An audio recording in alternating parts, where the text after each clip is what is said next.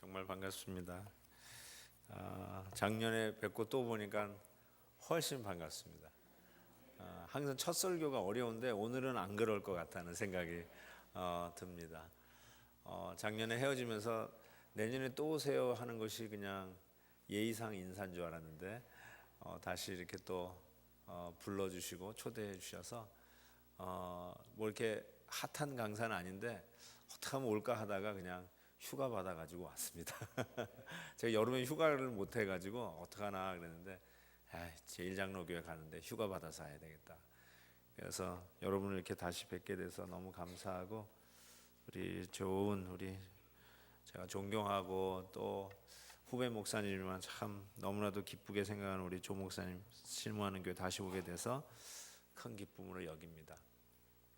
오늘 제가 이번 오직 의인은 믿음으로 말미암아 살리라 주제를 가지고 여호수아를 한번 생각해 보려고 합니다.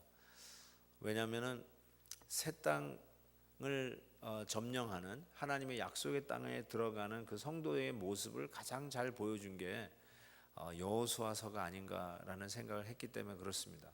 어떻게 새 땅을 점령하는가, 어떻게 하나님의 약속의 땅을 차지하는가, 믿음이거든요.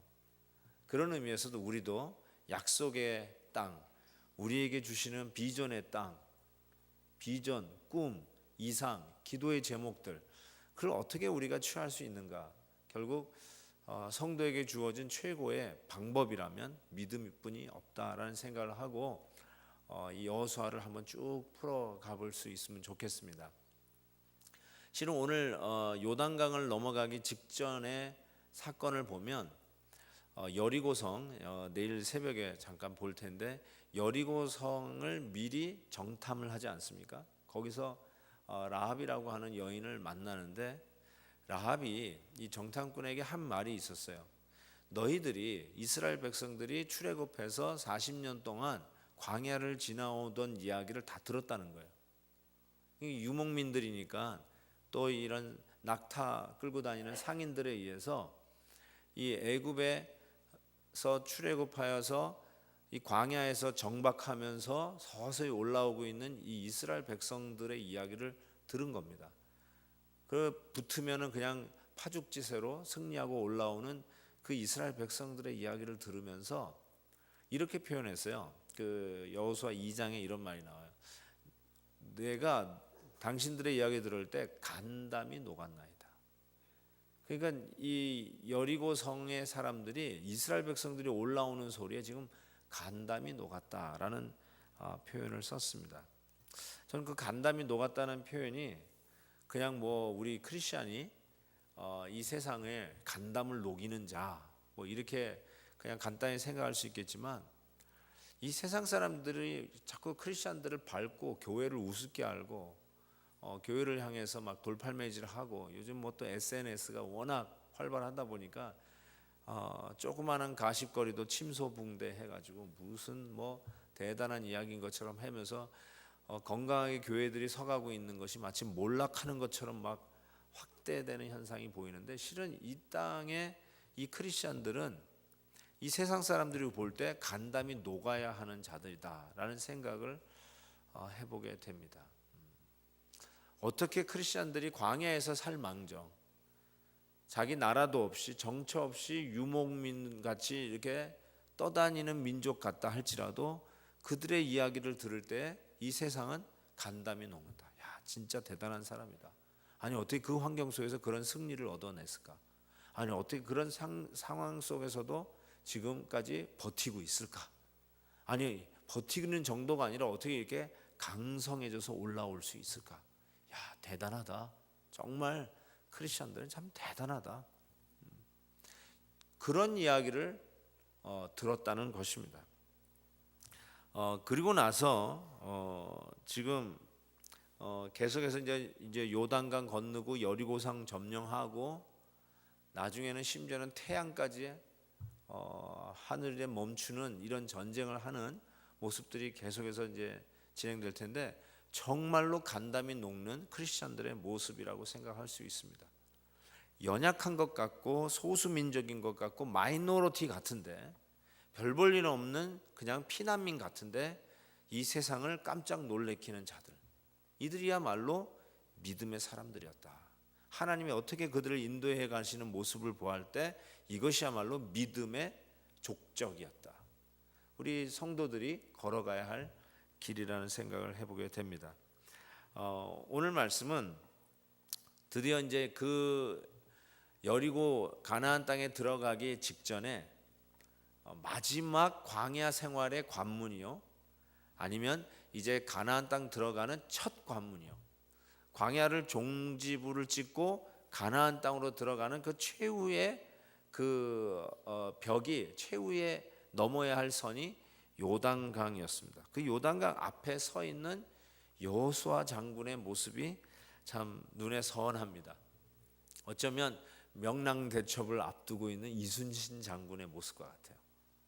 혹시 보셨는지 모르겠습니다. 명랑대첩. 아직 신에게는 12첩의 배가 남아 있습니다.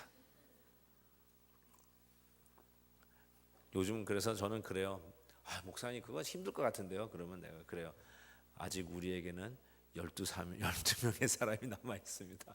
그러면 하라는 소리예요.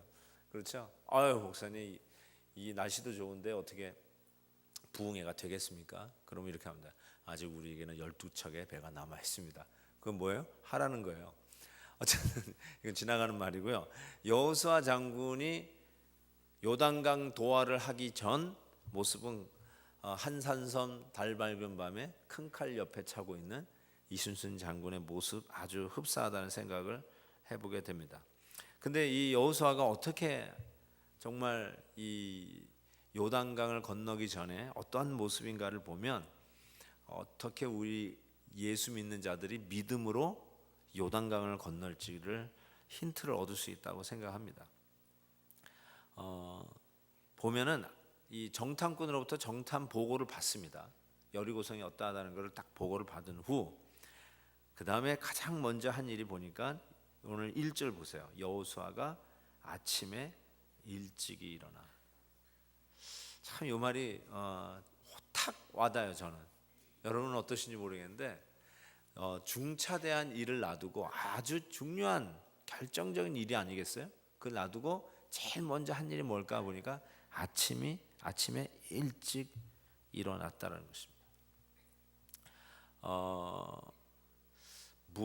왜 아침에 일찍 일어났다고 생각합니까? 여러분 왜 아침에 일찍 일어나세요? 잠이 안 와서 일찍 일어나는 분이 있나요? 그냥 저는요, 목사님 잠이 안 와요. 그래서 그냥 일찍 일어났어요. 근데 저는 일찍 일어나면 꼭 하나님이 기도시키는 거라고 생각해요. 저는 그냥 100번이면 100번 다 아침에 일찍 일어나게 되면 기도하라는 하나님의 사인으로 생각합니다. 저는 틀림없이 여호수아 장군이 아침에 일찍 일어나는 것은 할 일이 없어서 일찍 일어난 게 아니라 기도하기 위해서 일찍 일어났다라는 생각을 해보게 됩니다. 그러면서 이 정탐 보고를 받고 어떻게 저 강을 건너 여리고성을 치러 갈 것인가에 대한 생각들을 했을 거예요. 그 난공불락의 성을 쳐들어간다. 이게 가능한 일일까라는 생각을 하면서 하나님의 말씀들을 생각하지 않았을까 싶습니다. 그때 저는 여호수아가 모세 생각을 참 많이 했을 것 같아요. 제가 이제 담임 목회를 이제 시작을 할 때 실은 그런 생각을 참 많이 했던 것 같아요. 처음에 선배 목사님들은 이때 어떻게 했을까? 이런 문제를 어떻게 풀었지? 하고 저는 뭐 처음 시작할 때 원로 목사님이 없었으니까 그럴 때 막 이렇게 목사님들에게 전화를 해가지고 이럴 때 어떻게 하는 거야 여쭤보았던 기억이 납니다. 아마 여호수아도 그러지 않았을까? 모세는 이미 죽고 없지만 틀림없이 모세라면 이때 어떻게 했을까라는 생각을 했을 거라고 저는 생각합니다. 출애굽기 33장에 보면 여호수아가 아마 모세를 보고 이걸 배우지 않았을까 싶은데 제가 한번 읽어드릴게요. 여호와께서 모세에게 이르시되 너는 네가 애굽 땅에서 인도하여 낸 백성과 함께 여기로 떠나서 내가 아브라함과 이삭과 야곱에게 맹세하기를 내 자손에게 주마한 그 땅으로 올라가라. 내가 사자를 내 앞서 보내어 가나안 사람과 아모리 사람과 햇사람과 브릿사람과 히윗사람과 여부수 사람을 쫓아내고 너희로 적과 끓이 흐르는 땅에 이르게 하려니와 나는 너희와 함께 올라가지 아니하리니 너희는 목이 곧은 백성인즉 내가 중로에서 너희를 진멸할까 염려함이라 하시니 백성이 이 황송한 말씀을 듣고 슬퍼하며 한 사람도 그 몸을 단장하지 아니하니 이 말씀에 하나님이 함께하지 않겠다라는 이 말을 하면서 그 백성들이 통곡하지 않습니까? 아마 여호수아가 이 장면을 생각하면서 하나님이 함께하지 않겠다, 이 말에 같이 울었던 그 기억을 하지 않았을까 싶습니다. 그래서 여호수아는 이 약속의 땅에 들어가면서 여호와와 함께 같이 들어가지 않으면 아무 의미가 없는 것을 다시 한번 확인하는 기도의 시간을 가졌을 거라고 저는 생각합니다. 여러분, 하나님과 함께 하지 않으면 아무것도 아닙니다. 여호와께서 집을 세우지 아니하시면 집을 세우는 자의 수고가 헛되고 여호와께서 성을 지키지 아니하시면 아침 일찍 일어나 그 성을 지키는 파수꾼의 경성함이 헛것이라고 시편 기자는 이야기합니다. 하나님은 보이지 않는 분이기 때문에 그냥 우리의 눈으로 보이는 게 전부인 것 같지만 절대로 전부가 아닙니다. 눈에 안 보이는 게 더 큽니다. 눈에 보는 것보다 눈에 안 보이는 세상이 훨씬 큽니다. 눈에 보이는 수많은 사람들보다 보이지 않는 하나님이 훨 능력이 크십니다. 그래서 하나님이 함께 하셔야 된다는 이 믿음의 원칙을 반드시 기억하셔야 합니다. 그래서 출애굽기 33장에 보면 이스라엘 자손이 호렙산에서부터 그 단장품을 제하니 모세가 항상 장막을 취하여 진 밖에 쳐서 진과 멀리 떠나게 하고 회막이라 이름하니 여호와를 앙모하는 자는 다 진 바깥 회망에 나가니라. 이게 뭘 한 거냐면 하나님이 같이 안 올라가겠다 하니까 그때 모세가 백성들에게 회막이라고 하는 곳으로 가서 누구든지 여호와를 앙망하라, 즉 회막으로 나가서 기도하라라고 이야기하는 것입니다. 따라서 요단강 앞에서 아침 일찍 일어난 여호수아에게 있어서는 무엇보다도 하나님이 같이 가셔야 한다는 이 사실 앞에서 무엇을 했을까? 기도했을 거라고 확신하는 것입니다. 기도하는 것입니다.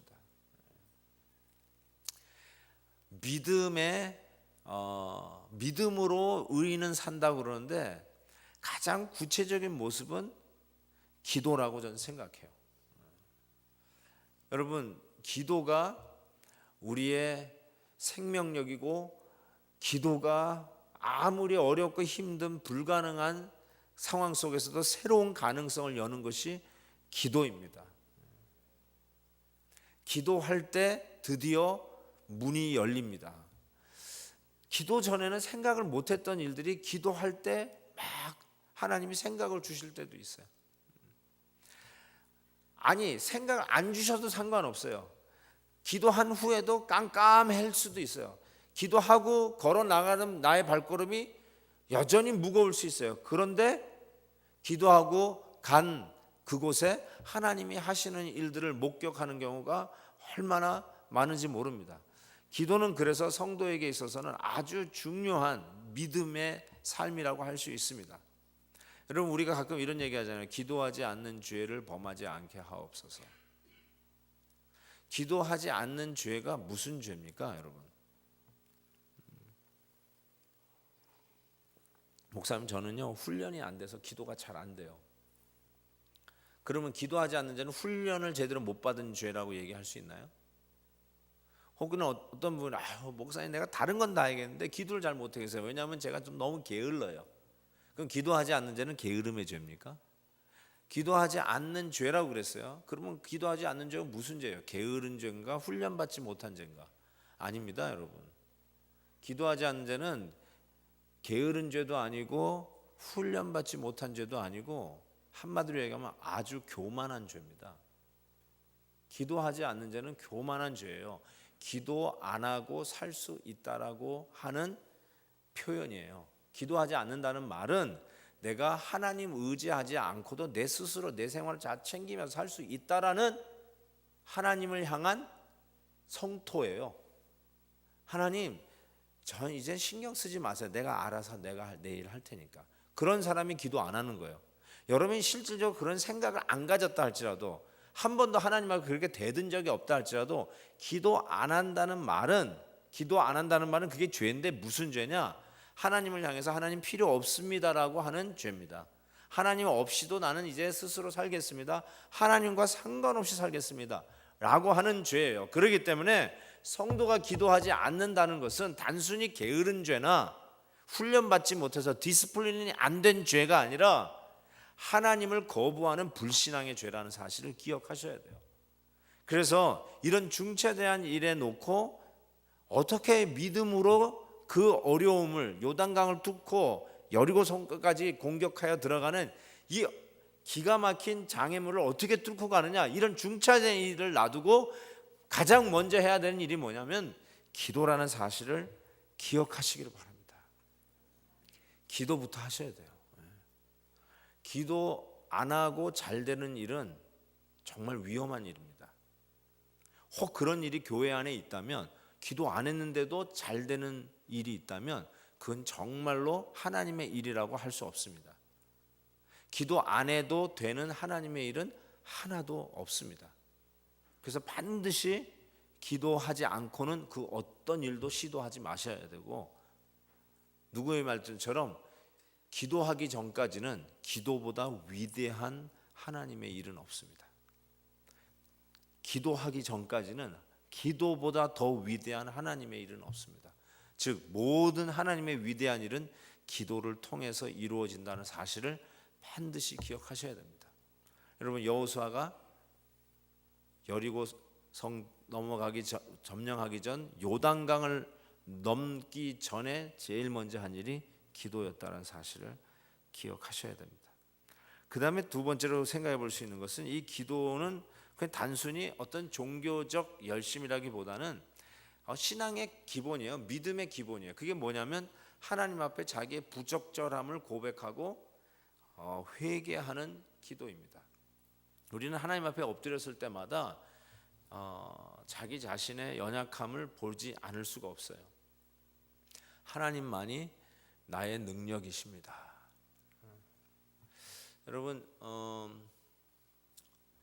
그 주님이 가르쳐 주신 주기도문을 보면 이렇게 주님이 처음으로 기도를 가르쳤어요. 이제 주님이 기도를 가르쳤으니까 꼭 들으셔야 되잖아요. 그냥 성황당에서 그냥 냉수 한 그릇 착 돼가지고 지성을 다해서 손을 비비면서 기도하는 그런 기도 모습의 이미지를 가지신 분이나, 어쨌든 절에 가가지고 100일 기도를 드렸던 그런 것들이 익숙해서 기도는 그런 거야라고 생각하셔서 자전 지성을 드리는 입장에서의 기도 이미지만 갖고 있으면 상당히 힘듭니다. 기도를 제대로 하기가 힘들어요. 그래서 예수님께서 안 그래도 제자들도 기도 좀 가르쳐 달라고, 우리에게도 기도를 어떻게 하는지 가르쳐 달라고 했을 때 주님께서 제일 먼저 가르쳐 주신 기도가 Our Father in Heaven이에요. Heaven. 하늘에 계신 우리 아버지예요. 즉 우리가 누구에게 기도하냐면 우리하고는 게임이 안 되는, 우리 유한한 인간과는 비교가 안 되는 전지전능하신 그 하나님께 기도하라는 사실이에요. 기도하는 순간은 여러분 누구와 독대하는가 하면 전지전능하신 Almighty God, 그 하나님과 지금 독대하는 시간이라고 해도 전혀 틀리지 않습니다. 과장도 아니에요. 그게 맞는 말이에요. 기도하고 무릎 꿇는 순간에 전지전능하신 하나님이 귀를 기울이는 시간이에요. 그 전지전능하신 하나님이 내 앞에서 내 기도를 듣는 그 임재의 의식만 있으면 우리는 그분 앞에 나는 죄인으로서이다, 나의 연약함에 회개하지 않을 수밖에 없어요. 하나님이 같이 올라가지 않는다고 그랬을 때 모세가 회막에 가서 기도하라는 말은, 여호와를 바라보라는 말은 옷을 찢고 회를 뿌리면서 회개하라는 말이죠. 하나님이 같이 안 올라가겠다는데 가나안 땅 정복해서 무슨 필요가 있느냐, 약속의 땅 들어가봤자 무슨 필요가 있느냐, 회개하라는 것이죠. 기도할 때 회개하는 마음들이 우리 가운데 찾아온다는 사실을 기억하셔야 됩니다. 정말로 우리는 기도에는 나이를 따질 필요도 없을 것 같아요. 기도에는 순서가 없어요. 기도는 정말 하나님 앞에서 무릎 꿇는 믿음의 소유자들이 하는 것이지, 뭐 중직자가 기도하는 것이다, 목사님이 기도하는 것이지, 뭐 나같이 초신자야 뭐 이러는 것은 변명이에요. 모든 하나님의 백성들은 가장 먼저 하나님 앞에 엎드려 기도해야 된다라고 생각합니다. 정말 기도하는 자가 청춘 신자예요. 기도하는 자가 젊은 신자예요. 기도하는 자가 정말 일하는 신자예요. 기도하는 자가 하나님이 기뻐하시는 신자예요. 하나님의 역사를 체험하는 가장 프런트라인, 전선에 서는 자가 누구냐? 기도하는 자라는 것을 잊으시면 안 돼요. 모르겠습니다. 저는 이렇게 사역을 하다 보면 목사님들은 인원 동원에 신경을 많이 쓸 때가 있어요. 오늘도 아마 목사님 신경 쓰지 않았을까 싶은데, 첫째 날은 담임 목사 책임이고 둘째 날부터는 강사 목사님 책임이라는데 제가 자신이 없네요. 이게 내일을 더 어떻게 나올지. 근데 인원 동원에 신경을 쓰게 돼요. 확실하게. 그래가지고 좀 이렇게 막 이렇게 guilty trap 같은 거 나오지 않으면 안 됩니다. 뭐 이렇게 하는데 정말 그 하나님 안에서 우리가 그런 그 체면 문화 이런 거 따지지 않고 우리 성도들에게 있어서 가장 잘 동원돼야 할 모임이 있다면 기도 모임이어야 될 것 같아요. 근데 제가 보기에는 우리 교회도 보니까 기도 모임에 사람이 좀 덜 모이는 편이야. 다른 모임보다. 여러분 교회는 어떤지 모르겠어요. 가장 많이 모여야 할 모임이 기도 모임인데 그게 잘 안 돼요. 그래서 제가 이번 이제 가을을 들어서면서 어떻게 하면 좀 우리 성도님들에게 기도할까? 저희 교회 수요 예배가 있는데 수요 예배를 통해서 좀 기도에 좀 불 좀 붙이려고 수요 예배를 맞이하면서 그냥 기도 모임으로 바로 그냥 들어가 버려. 그리고는 불을 꺼버립니다. 그래서 계속 남아서 기도하시면 기도하고, 사람 만날 분들 전부 다 예배당 밖으로 나가서 로비에 나가서 이야기를 하시든지 그렇게 하라고 그래가지고 하는데, 지금 한 2번 그렇게 했는데요, 기도 불을 슬슬 붙고 있는 모습을 좀 보고 왔습니다. 참 이 기도 모임에 참 성도님들이 인색하다는 것을 생각을 해보게 돼요. 여러분, 기도 모임에 열심히 나오셔야 돼요. 기도 모임에 열심히 나오는 자가 믿음 있는 자예요. 기도 모임에 나와서 무릎을 꿇는 자가 진짜 겸손한 자예요. 그리고 교회에 그 누구보다도 말은 없어도 하나님 앞에 무릎 꿇는 이 기도하는 성도가 많아야 그 교회가 되는 교회입니다. 그 교회가 능력이 있고 그리고 하나님의 손에 붙들려 쓰임받는 교회 될 줄 믿습니다. 여러분, 기도하는 성도 하나가 기도하지 않는 성도 100,000을 당해냅니다. 일당 100이에요. 여러분, 가나안 땅 하나님 없이 가면 꽝이에요. 아무 소용이 없어요. 그래서 기도하셔야 돼요. 기도하면서 그 전능하신 하나님 앞에 늘 무릎 꿇으며 회개하는 자가 되셔야 합니다. 꼭 뭐 나쁜 짓을 저질렀다고 회개하는 게 아니라 전능자 하나님 앞에 무릎 꿇으면 회개가 나와요. 기도하면 회개가 나와요. 반드시 그렇습니다. 자, 보세요. 기도하셨습니다. 그 기도에는 반드시 회개가 있을 거라고 제가 말씀을 드렸습니다. 그 회개는 자기 스스로를 성결케 하는 행위인 것을 얘기했고요. 그 다음에 또 하나 우리가 배울 수 있는 게 있어요. 어떻게 하면 이 요단강을 도화하는가? 여기 인스트럭션을 하나 보니까 레위 사람들에게, 제사장들이죠, 너희 하나님의 언약 계획을 매는 것을 보고든 쫓아가라, 이렇게 얘기했어요. 그러니까 분명하게 뭘 보여줬는데, 레위인들이 언약궤를 메고 일어나서 나가는 거 보면 따라가라 그랬어요. 팔로우, 따라가라. 근데 이렇게 아예 거리까지 얘기해놨어요. 2000 규빗 앞에 걸어가라고 성경이 얘기합니다. 2000 규빗. 2000 규빗이면요, 한 1000야드 정도 됩니다. 1000야드. 한 1km 정도 얘기하면 될까요? 그 말은 뭐냐면 그 백성들이 행진할 때 지금 거의 200만이 나왔다고 하잖아요. 200만이 나왔는데 200만은 어마어마한 숫자입니다, 여러분. 솔직히 광야에 200만이 40년을 살았다는 그 자체가 기적이에요. 농사도 안 짓고 40년을 살았다. 하나님의 엄청난 기적인데 그 이스라엘 백성들이 쫓아가라 그러는데 저 앞에 세운 이유는 이 백성들이 다 보일 수 있는 거리에 세운 거예요. 바로 앞에 세우면요, 앞에 있는 사람만 보이고 딴 데는 사람은 못 보이잖아요. 그러니까 저 앞에 2000 규빗 앞에 서서 언약궤를 메고 걸어가는 것을 보면 따라가라 이렇게 되겠어요. 전 여기서 뭘 보게 되냐면요, Leadership is visibility. 리더십은요, 보이는 거예요. 보이려고 애쓰는 게 아니라 보여지는 거예요. visibility. 리더는 보여야 돼요. 보인다는 말이 앞에서 자랑하고 과시하란 말이 아니라 리더는 늘 그 자리에 있어야 돼요. 항상 그 자리에 있어야 돼요. 없으면 리더가 아니에요. 있어야 할 자리에 그분이 없으면 그분은 리더가 아니에요. 절대로 리더가 될 수가 없어요. 교회는 이 세상에 리더십을 가지고 이 사회를 이끌도록 하나님이 사명을 주셨어요. 그래서 너희는 이 세상의 빛이다. 빛이란 말이 리더십이거든요. 보여줘라는 거예요.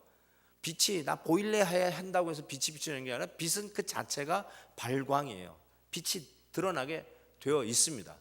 그게 보여져요. 그래서 세상 사람들이 그 빛을 보고 따라가도록 하는 것이 교회의 사명인데 2000규빗쯤 앞에서 언약궤를 메고 레위인들이 가는 걸 보면은 백성들이 따라가라고 그랬어요. 참 이것이 저는 너무 우리에게 중요한 말씀을 하는데 우리도 따라가야 돼요. 근데 뭘 맺냐면 언약궤를 메고 쫓아가는 것을 보셔야 돼요. 문선명이 간다고 해서 문선명한테 쫓아가면 안 되고 옛날 어른들 박태선한테 박태선 쫓아가면 안 되고요. 뭘 보고 가야 되냐면 언약궤를 메고 일어서서 가는 걸 보면 쫓아가라 라고 했다는 사실입니다. 언약궤는 아주 중요한 성물인 걸 여러분이 아십니다. 뭐 영화를 보셔서 아실지 성경을 읽고 아실지 잘 모르겠지만 이 언약궤만큼 소중한 물건이 없어요. 여기에 하나님이 복음을 담아서 가르쳐 주셨잖아요. 언약궤 안에 가장 중요한 것이 역시 하나님의 말씀일 겁니다. 아론의 쌍난 지팡이도 있고 만나를 담은 금항아리도 있지만 말씀이 가장 중요한 거예요. 그래서 언약궤를 메고 가는 것을 보거든 따라가라는 말은 말씀을 쫓아가라는 말하고 동의어라고 이야기할 수 있을 것입니다. 참 말씀을 쫓아가고 말씀의 인도함을 받고 따라가는 것, 이것이 요단강을 넘는 비결입니다. 여러분 여러분은 어떤 강을 건너시려고 하세요? 여러분은 지금 어떤 강이 딱 여러분 앞에 진치고 있어요. 그리고 여러분 이거 강을 건너야 하는데 이걸 어떻게 건너지 하고 신음하고 끙끙거리고 그거 가지고 아주 고심하고 있는 거 없으세요? 혹자에게는 넘어야 할 인간관계가 있어요. 아무리 무시하고 아무리 모르는 척해도 더 이상 모른 척 할 수 없는 인간관계가 없어요. 이거 풀지 않으면 모든 게 불행해요. 하나도 재미가 없어요. 이것 때문에 이게 꼬이기 시작하니까 아무것도 되는 일이 없고 교회 나가는 것도 재미없고 예배 드리는 것도 전혀 감격이 없고 그렇게도 기쁘게 교회 나와 섬기는 모든 기쁨을 다 쏟아버린 그 뭐 하나가 있는데 그 인간관계를 풀어야 돼. 그러면 그분에게는 그것이 넘어야 할 요단강이에요. 학생에게는 앞날에 대한 비전, 내가 어떻게 할 것인가 하는 꿈을 꾸면서 이걸 어떻게 내가 넘어갈 것인가, 그거 가지고 기도의 제목을 삼고 무릎을 꿇는 분들이 있을 것입니다. 교회적으로는 어떻습니까? 뉴욕 제1장로교회, 제1장로교회도 사역적인 차원에서 지금 43주년, 저희 교회가 39주년인가 8주년인가 그렇게 되는데, 여러분 이 43주년 이민교회 이 기록 깨기가 쉽지 않을걸요. 이 거의 탑 5에 들어갈 것 같은데요. 여러분, 이런 43년의 역사를 가지고 있는 뉴욕 제일장로교회 앞에 건너가야 할 요단강은 무엇입니까? 교회적으로 뭘 건너가야 됩니까? 개인적인 신앙생활에서도 이거 안 넘어가서 늘 그 자리에서 맴맴 도는 분들도 있을지 몰라요. 헌신을 안 해요. 딱 금을 거는 사람들도 있을 거예요. 나 여기까지만 하지 더 이상 안 해.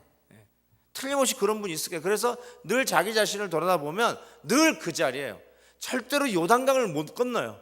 항상 요단강을 건너는 그 물가 찰랑거리는 그 물가에서 놀 뿐이지 도도하게 그 강을 건너가 본 적이 없어요. 시도도 못했어요. 혹자에게는 그게 11조의 문제일 수도 있어요. 평생 11조라는 이 요단강을 건너지를 못해. 혹자에게는 하나님에게 정말 새벽 기도 한번 못 해봐요. 이게 못 넘어가요. 기도하는 생활을 못 넘어가요.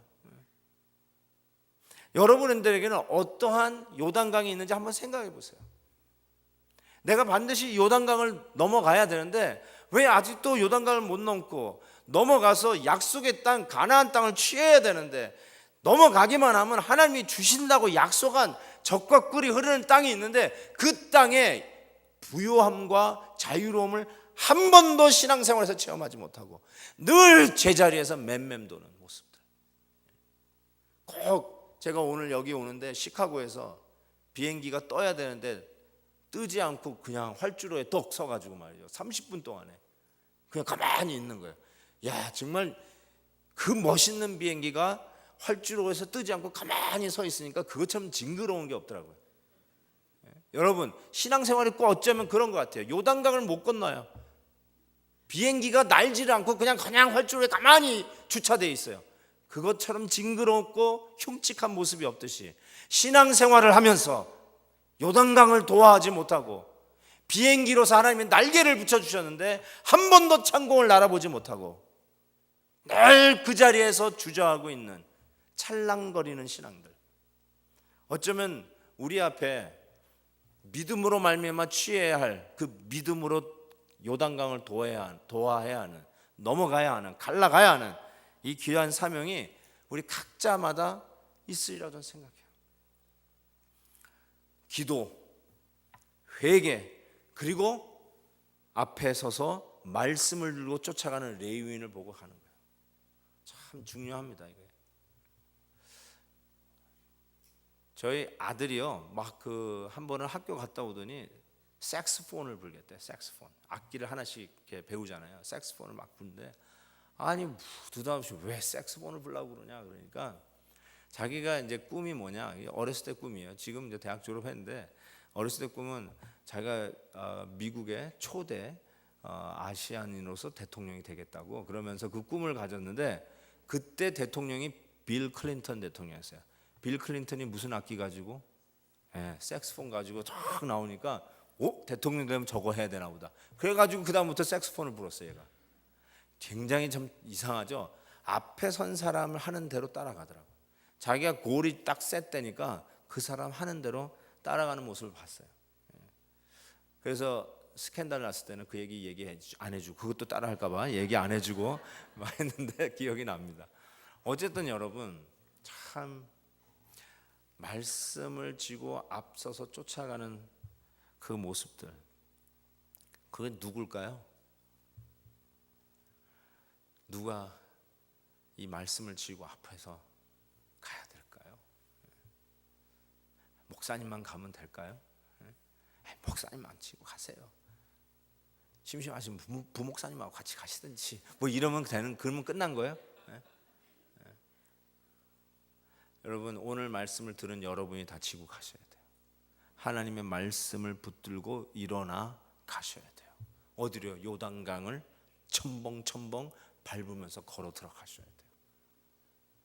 홍해는 갈라놓고 가지만 요단강은 안 갈라진 상태에서 첨벙첨벙 들어갔어요. 그거 하셔야 돼요. 말씀을 들고 가라는 것입니다. 저는 정말 여기 계신 분들 되게 그것도 이 목요일 날 저녁에 비 내리는 이 을씨년한 가을에 여러분 나왔다는 것은 저는 굉장한 거로 봅니다. 여러분이야말로 리더 중에 리더요. 교회 알곡 신자 중에서도 알곡이라고 저는 확실하게 믿습니다. 또 요걸 내일 가가지고 또 안 온 사람 두고 얘기를 하지는 마시고, 정말이에요. 이날 이 시간에 나온다는 건 정말 불가능한 일인데 어떻게 나오셨어요? 야, 저 같아도 따뜻한 집안에 앉아가지고 TV 보고 있죠. 어떻게 여기 나오셨어요? 대단한 분들이에요. 하나님께서 선택한 분이에요. 마음을 움직여서 이 자리에 앉히신 분이에요. 혹시 아내가 끌어서 할 수 없이 왔다, 안 그러면 밥 안 해주니까 온 분이 있다 할지라도 그래도 하나님의 선택과 섭리가 있는 줄 분명히 믿습니다. 그분들은 오늘 이 말씀 듣기 위해서 오신 거예요. 뭐예요? 여러분이 말씀을 메고 걸어가셔야 돼요. 교회의 리더로서 앞장서서 가셔야 돼요. 물 갈라놓은데 누가 못 가요? 이거 그냥 물속에 들어가 이거 완전 수장되는 거 아니야? 맞아요.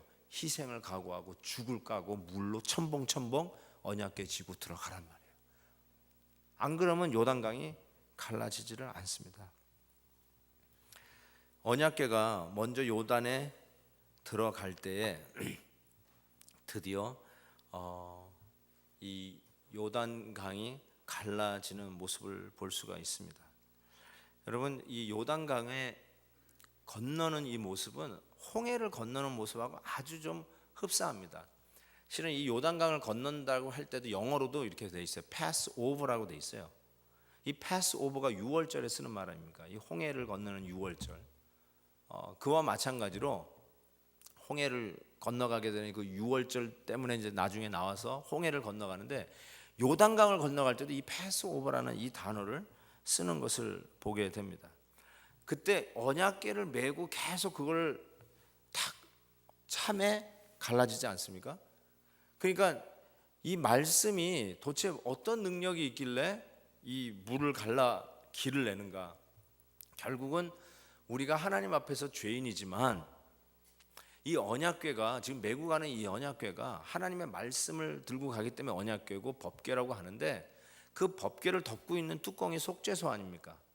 그 속죄소에 뿌려진 어린 양의 피로 말미암아 말씀을 어기고 말씀을 갖다 대었을 때 죄인일 수밖에 없는 우리들의 죄를 대신 담당하는 속죄 양의 피값으로 우리가 하나님 앞에 갈 수 있다는 거예요. 하나님을 대면할 수 있고 하나님을 만날 수 있다는 사실입니다. 하나님께서 당신의 얼굴을 보여주시면 죽을 수밖에 없는 이 죄인들에게 다시 만나 대면할 수 있는 길을 주셨는데, 그것이 바로 이 언약궤였다는 사실입니다. 정말 우리에게는 이것보다도 더 귀한 교훈이 없습니다. 결국 우리가 앞서서 달려갈 때 가장 힘든 숙제가 뭐냐면, 여러분도 경험했겠지만 여러분이 이제 앞서서 이걸 메고 가는지만 실은 여러분에게 문제는 내가 쫓아가던 앞에 서 있는 사람들이 넘어지는 모습을 보고 내가 너무 실망한 경험이 많거든요. 그것 때문에 상처받아서 아유 저럴 바에는 아예 하지 말자. 아예 난 저 짓은 안 한다. 그래서 안 하는 거예요. 아예 언약궤를 안 매요. 요단강을 향해서 그 물을 밟고 들어가지를 않아요. 왜냐하면 먼저 들어갔던 사람들의 모습을 보면서 야 저러지 말아야지, 저 사람들처럼은 하지 말아야지 하는 상처들이 나름대로 있기 때문에 그래요. 근데 여러분, 결국 그것은 사탄 마귀에게 넘어진 모습이라고 저는 할 수밖에 없어요. 결국은 그래서 누구도 언약궤를 안 메고 그 누구도 요단강을 건너질 않아요. 결국 마귀 승리로 끝나요. 왜 그렇게 속는지 모르겠어요. 그래서 하나님께서 그냥 앞에 있는 사람 레위인을 쫓아가라고 하지 아니하고 언약궤를 메고 쫓아가는 바로 그 레위인을 쫓아가라. 언약궤 즉 하나님의 말씀을 쫓아가고, 그 하나님의 말씀이 구체적으로 뭐냐? 그 메고 가는 사람조차도 죄로 말미암아 넘어지고 실패한다 할지라도 속죄 소 위에 뿌려진 어린 양의 피로 말미암아 속죄하고 용서해 주시고 그걸로 패스오버, 그 은혜로 여전히 요단강을 가르고 가는, 그래서 하나님의 은혜라고 선포되어 줄 수밖에 없는, 그걸로 가라는 것이죠. 그래서 정말로 겸손하게 언약궤를 메고 가는 리더가 넘어지는 한이 있더라도 그 넘어진 리더는 너희들은 해봤냐? 이런 식으로 따지지 말고, 그러면서 내가 실패하고 넘어진 거를 정당화하지 말고, 그 내가 지고 간 언약궤, 즉 복음 앞에서, 하나님 말씀 앞에서 다시 무릎 꿇고 나는 죄인이로소이다. 그러나 내가 다시 이걸 메고 지고 갈 수 있는 유일한 근거는 나를 위하여, 내 죄를 위하여 십자가에서 대신 피 뿌려주신 유월절 어린 양 예수 그리스도를 믿고 다시 일어섭니다. 그거 외에는 다른 방법이 없어요. 다른 방법이 없어요. 모델은 항상 우리에게 두 가지 측면을 줘요. 감동을 주든지 실패하는 아픔을 주든지. 우리 앞에 있는 리더는 항상 그런 식 아니겠어요? 기대심에 뽑아 주었어요. 그러나 1년 2년 지면서 심지어는 레임덕에 걸릴 때는 너무나도 실망한 모습을 주잖아요. 우리가 뽑아 세운 사람들에게 또 실망하고, 이 사람에게 또 해서 이 사람 뽑아줬더니 또 실망하고, 이 사람 뽑아줬더니 또 실망하고, 실망을 거듭하다 보니까 이제는 더 이상 아무 기대도 안 해요. 투표율이 점점 줄어드는 이유가 그거 아니겠어요? 기대를 안 해요. 그런데 그거는 사회가 그렇게 돌아가는 거라고 치고, 하나님의 말씀이 이끌어가는, 그래야 이 세상을 빛으로 인도해야 하는 교회의 입장에서는, 하나님의 몸된 교회, 이 세상의 유일한 소망, 하나님이 유일하게 마음을 두고 지금도 관심을 집중하고 있는 주님이 피 흘려 세우신 몸된 교회, 43년의 역사 속에 눈의 눈동자 같이 지키시고 보호하시며 어떻게 하든지 간에 당신의 마음에 합당한 대로 쓰시기를 원하시는 하나님의 교회, 이 교회는 어떠냔 말이죠. 세상을 왜 쫓아가요? 왜 세상에서 실망하는 것도 우리도 실망했다고 해가지고 넋 놓고 손 놓고 다 집어 던지고 있냔 말이죠. 우리는 복음이 있잖아요. 이 세상에서는 어리석게 보이는 그것이 우리에게는 하나님의 능력이라, 그 능력의 간증이 있어야 되죠. 그래서 언약궤를 맨다는 것이 얼마나 중요한 말인지 몰라요. 복음이에요. 넘어져도 다시 일어나야 돼요. 7.8기는 홍수한 얘기가 아니라 이건 복음의 얘기예요. 홍수한 누군지 모르죠, 진짜.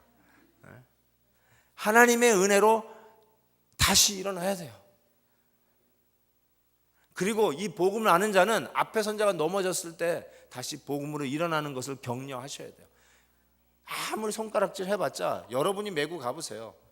뒤에서 따라오는 반도 똑같이 할 겁니다. 그래서 이 이불 사이클, 악순환의 고리를 다 끊어야 돼요. 뭘로 끊어야 되냐면 복음의 능력으로 끊어버려야 돼요. 그래서 같이 일어나서 우리 교회적으로 건너가야 할 요단강 도하를 시작해야 돼요. 전 뭔지 모르지만 우리 목사님이 딱 넘어가자, 요단강 들어가요, 그러면은 아직 안 갈라졌는데요 이러고 있지 말고 딱 언약궤를 보고 첨벙첨벙 들어가는 거예요. 그때 요단강을 갈라지고 요단강 도하하는 역사가 있을 줄 믿습니다. 저는 이런 리더들과 이런 교회 섬기는 자들이 너무너무나 절실하다고 생각해요. 여기 계신 분들이 전부 다 요단강 도하 작전에 투입된 특공대들이라고 믿었으면 좋겠어요. 목요일 저녁 부흥에 나오는 거 쉽지 않아요. 근데 나왔어요. 그러니까 여러분이 그 특공대라고 믿습니다. 자, 이제 옆에 분들에게 이렇게 얘기하세요. 당신이 특공대입니다. 이렇게 얘기해 보세요. 이 특공대가 원래 특별히 공부도 못하면서 머리가 큰 사람을 특공대라고 그러는데 그런 거 말고요. 진짜 여러분, 하나님 나라를 위한 특별하게 선택받아 목요일 저녁에 부흥에 나온 여러분들이야말로 요단강 도하 작전 특무에 투입된 특공대임을 믿습니다. 제가 그 복음은 정말 이 크리스티애니티 101 1학년 때 초등학교 때 끝내고 그 다음부터는 좀 고급반에 들어가서 사는 게 신앙생활이 아니라 실은 그 복음의 가장 기초반을 가지고 평생 사는 겁니다. 그게 복음이에요. 나 세례 받을 때 이미 졸업했어. 그건 복음이 아니에요. 복음은 계속 그 복음으로 시작, 진행, 끝까지 가는 게 복음이라고 저는 생각해요. 그래서 여러분이 오늘도 이 복음에 대한 능력을 깨달으면 그 복음을 지고 다시 가는 거예요. 끝까지 가는 거예요. 그게 리더입니다.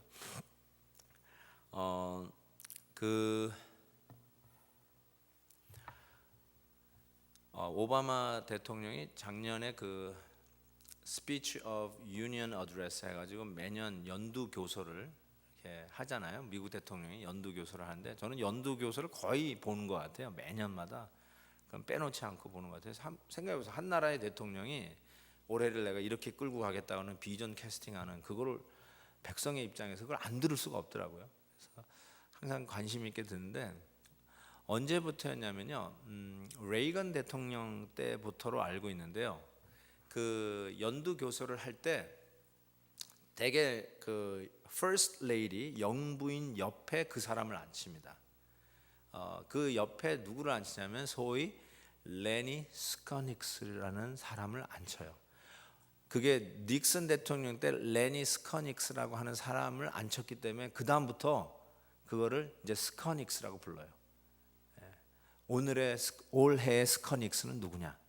올해 레니 스커닉스는 누구냐라고 하는데 작년에 그 레니 스커닉스에 해당된 사람이 머피라고 하는 경찰관이었어요. 그래가지고 그 딱 그 경찰복을 입고 그 미셸 오바마 옆에 딱 앉아 있었는데 연두 교수를 하다가 딱 레커나이즈 하잖아요. 그러면은 거기에 있는 모든 상원 하원 의원들이 딱 일어나서 스탠딩 오베이션 해주잖아요. 정말 굉장히 아너러블한 자리죠. 근데 그 머피 경관이 무슨 일을 했냐면 위스콘신에 있었던 그 시크 회당에 괴한이 침입해가지고 총기 난사를 시작한 거예요. 이 보도를 들은 이 머피 경관이 그 현장에 제일 먼저 도착해가지고 시민들을 보호하기 시작하는데 뭐 따발총 이 기관단 총을 막 갈겨대니까 이거 뭐 막을 수가 없잖아요. 그래도 그 시민들을 보호하면서 최선을 다하면서 백업이 올 때까지 그 시민들을 지키는데 나중에 보니까 총을 12발이나 맞았어요. 이 머피 경찰관이 12발이나 맞으면서도 자기 시민들을 경찰관으로서 책임 있게 보호를 했다는 것입니다.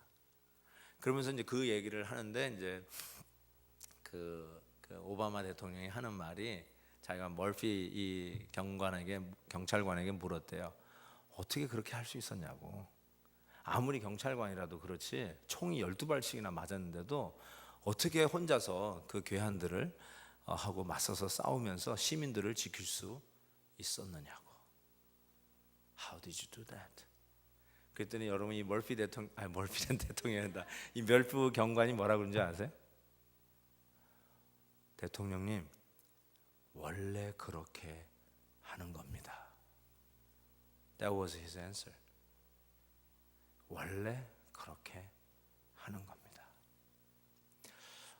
저는 그 말이 왜 이렇게 감동이 되는지 모르겠어요. 예수님께서 여러분이 밤낮 넘어지고 자빠지는 그 죄 때문에 어제 결심했다가 오늘 또 그 결심을 또 깨고야 마는 여러분의 그 유약함 때문에 주님을 섬긴다고 하면서도 이 거센 세상의 세파에 흘려서 나도 이 속세에 덩달아 굴러가고 있는 이 한심한 나의 모습 때문에 우리 주님께서 십자가에서 오늘도 여전히 피와 물을 흘리고 계시는 그 현장 앞에서 주님 왜 그러세요? 이제는 그만 차버릴 때도 됐는데 왜 아직도 나를 사랑하셔서 그 십자가에서 피와 물을 흘리고 계세요? 그러면 난 주님이 이럴 것 같아. 원래 그렇게 하는 거란다. 원래 그렇게 하는 거란다. 자랑하려고 폼 좀 잡아보려고 내가 다른 사람과는 좀 다르다는 거를 좀 쇼오프 하려고 어떻게든지 간에 누구보다 더 빨리 좀 출세를 하려고 좀 고개를 디미는, 심지어는 희생과 헌신을 한다는 이름 하에 자기 이름 내려고 하는 그런 정말 눈에 속 보이는 모습들이 너무 많은데, 우리 주님께서는 원래 그렇게 하는 거란다. 여러분, 우리가 혹 이제 내일부터 들을 수 있어요. 어떻게 목요일 저녁에 나왔어? 그렇게 바쁜데. 그럼 뭐라고 그래야 돼요? 원래 그렇게 하는 겁니다. 역시 우리 성가대원들이 제일 빨리 배우네. 와, 집사님, 나는 이렇게 못하는데 어떻게 직장도 오프하고 와가지고 오늘 이거 하는 거예요? 예. 아유, 와. 그러면요, 집안일, 집안일도 우리 아내가 막 도와준다고 그래가지고 제가 이렇게 직장 빨리 오프하고 나왔어요. 어휴, 집사님 어떻게 그렇게 할 수 있어요? 대답: 원래 그렇게 하는 겁니다. 너무너무 감동돼가지고 눈물 날 정도로 열심히 부엌에서 일하는 우리 권사님들, 아유, 권사님 이러다가 건강 상하시면 어떡해요? 좀 집에 가서 쉬세요. 좀 이렇게 좀 꾀 좀 부리면서 좀 하세요. 어떻게 이렇게 하세요? 권사님들 어떻게 대답해야 돼요? 원래 그렇게 하는 겁니다. 장로님 어떻게 새벽 기도를 한 번도 안 빠지세요? 어떻게 교회를 위해서 엎드리는 일들을 어떻게 이렇게 할 수 있어요? 무슨 초인간적이에요? 진짜 장로님 사람 맞아요? 어떻게 이렇게 매일 하나님 앞에 나와 기도할 수 있어요? 장로님들 대답이 뭐예요? 아니, 장로님들 왜 여기 여자 장로가 있나? 왜 제가 어떻게 해야 돼요, 장로님들? 장로님 한 분뿐이 안 계시구나. 오늘 한 분 나왔나 보다. 장로님 원래 그렇게 하는 겁니다. 원래 그렇게. 여러분 그렇게 하실 수 있어요? 왜냐하면 우리가 뭘 쫓아가요? 언약궤를 쫓아가잖아요. 우리는 레위인을 쫓아가는 게 아니라 언약궤를 쫓아가잖아요. 우리는 사람 쫓아가는 게 아니라 하나님의 말씀을 쫓아가고 복음을 쫓아가고 십자가를 쫓아가잖아요. 그러면 십자가가 내 삶에 묻어나야 되고 예수님의 삶이 묻어나야 되는데 그게 뭐겠어요? 원래 그렇게 하는 거예요. 복음은 원래 그렇게 하는 거예요. 특별한 게 아니에요. 그냥 종은 종이 할 일을 했을 뿐입니다. period. 그런데 주님은 원래 그렇게 하는 것이라고 하는 그 종을 잘했다 칭찬하면서 상을 주시는 주님이세요. 내가 이 정도 하면 받을만 하죠 하고 이렇게 막 재는 게 아니라 원래 그렇게 하는 겁니다. 종이 마땅히 할 일을 했을 뿐입니다. 복음을 믿고 복음대로 감사하면서 주님 쫓아가는 제자들은 원래 그렇게 하는 겁니다. 어떻게 이렇게 섬길 수 있어요? 어떻게 이렇게 드릴 수 있어요? 어떻게 이렇게 착하게 마음을 쏟을 수 있어요? 어떻게 이렇게 남을 잘 배려할 수 있어요? 어떻게 남에게 이런 걸 양보할 수 있어요? 어떻게 남 보고 기득권을 내어줄 수 있어요? 어떻게 스스로의 불편을 자초하면서 남을 앞세울 수 있고 교회를 앞세울 수 있고 우리 목사님들을 앞세울 수 있을까요? 원래 그렇게 하는 거예요. 대단한 게 아니에요. 자랑할 게 아니에요. 척하지 마세요. 원래 그렇게 하는 거예요. 원래 그렇게 한 거 가지고 자랑하면 정말 속상합니다. 정말 구려집니다, 사람이. 여러분, 요단강 넘어가셔야 되잖아요. 이젠 요단강 넘어갈 때가 됐잖아요. 이제 하십시다. 기도하는 무릎부터 꿇으십시다. 결단하세요. 기도하는 무릎부터 꿇으시고, 교회가 머신 분들은 여러분의 골방을 분명히 찾으세요. 그리고 꼭 어카우너빌리티가 필요해요. 확인이 필요해요.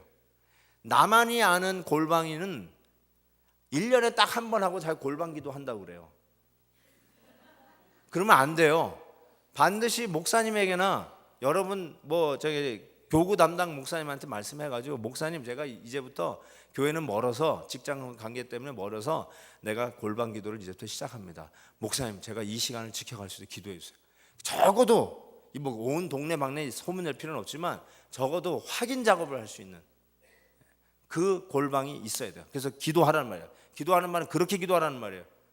오케이, 기도하겠습니다. 그러고는 내일부터 기도 안 해도 전혀 죄책감이 없는 결단, 그런 거 하지 마시고, 내가 오늘 또 결심한 대로 못했구나, 확인 작업 가능한 기도를 꼭 하시고, 그 기도할 때 반드시 기억하세요. 전능하신 하나님 앞에 겸손히 무릎 꿇고 회개하는 기도부터 해야 된다는 사실을 기억하시기 바라고, 그 다음엔 뭘 쫓아가요? 말씀을 쫓아가는 거예요. 말씀 쫓아가려면 말씀을 듣고 말씀을 읽어야 돼요. 말씀 쫓아가는 생활을 하자. 하나님 앞에서 복음의 능력대로 하자. 그리고 앞서간 언약궤를 메고 간 앞서간 리더들 비판하지 마세요. 여러분이 그 자리에 서야 되는데 그 비판하는 한 절대로 요단강 못 넘어가요. 여러분이 언약궤를 메고 다시 복음으로 그 능력 힘있고 시도하세요. 그러면 그 강 넘어가요. 그리고 여리고 성을 허무는 그 다음 기회를 얻을 수 있어요. 여리고 성이 문제가 아니라 가나안 땅을 취할 수 있는 하나님의 약속을 드디어 우리의 삶 속에 실현하는 축복을 받을 수 있어요. 여러분 앞에 도도 흐르는 요단강, 여러 번 시도했다가 물에 빠져 죽을 뻔해서 다시는 시도도 안 하고 그냥 강변에서 맴맴도는 능력 없는 신앙생활을 10년, 20년 아무 도전 없이 하고 있었다면 이제는 해야 할 때입니다. 그리고 하고 나서 자랑하지 마세요. 이렇게 얘기하세요. 원래 그렇게 하는 거예요. 원래 하는 거를 못했을 뿐이에요. 원래 그렇게 하는 사람처럼, 복음의 사람처럼 다시 한번 요단강, 여러분 앞에 있는 그 기도의 제목 요단강을 놓고 도와 작전 실시하시기 바랍니다. 한번 기도하는 시간 갖겠는데요.